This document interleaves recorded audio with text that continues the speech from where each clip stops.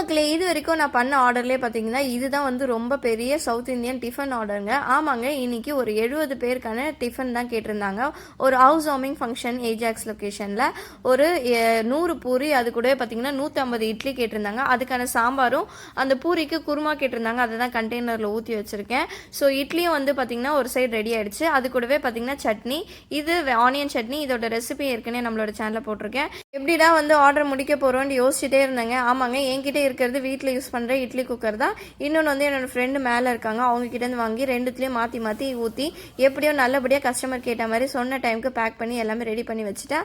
அவங்கள வந்து பிக் பண்ணிட்டு போயிட்டாங்க.